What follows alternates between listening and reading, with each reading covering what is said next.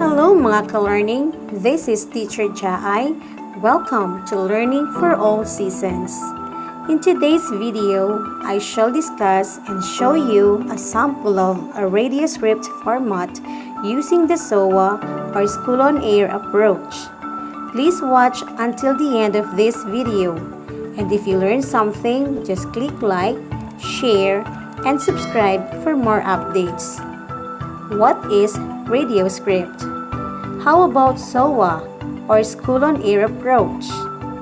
Radio script is a written material which indicates the verbal and non-verbal action that has to go into a radio program. It tells us what to do and say, when and how. SOA or School on Air approach is also known as you approach, as the audiences are addressed directly to the word you. It is written as if the writer is talking directly to the listeners.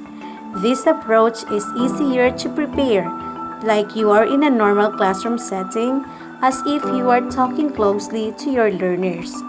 Here are the guidelines in preparing the radio script basic audio. Page layout, spacing, page numbering, line numbering, source of sound, music cues, sound cues, copy block, dividing words, and end marks. Page layout is the term used to describe how each page of your script will appear when it is printed. Paper size, you will be using letter or the 8.5 by 11. Font size is Arial, 1 inch left margin.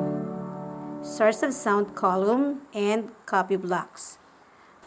Spacing, you will be using double spacing. For page numbering, write the first 2 or 3 words of the title at the top right corner. The title is followed by ellipses or 3 dots or periods.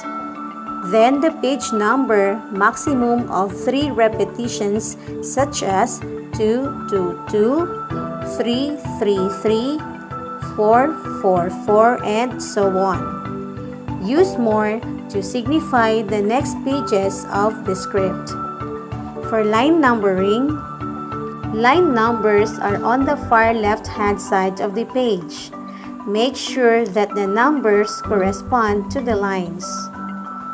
Source of sound can be found at the left portion of the page. Indicate the type of sound to appear. Use ANNCR for announcer or NARR for narrator. For multiple voices, type the name of characters and should all be typed in capital. This is applied in a drama approach since there are different characters involved in a story. Music cues. Music or MSC appears on the source of sound column. Description of music appears in copy block. All instructions for music are all in capital letters and underlined. Sound cues. SFX is usually used in a drama approach. SFX means sound effects or special effects. Description appears in the copy block. Copy block.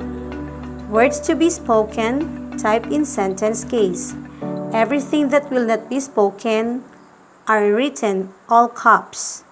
Directions to actors or talents are all caps, in parentheses but not underlined. Dividing the words. Never divide a word across a page or a word between lines. For instance, the word time, never divide it. If a paragraph or sentence carries over to the next page, try to break the copy at a comma or natural pause. Newscaster can change pages more easily. And lastly, the end marks. Use end to signify the end of the script.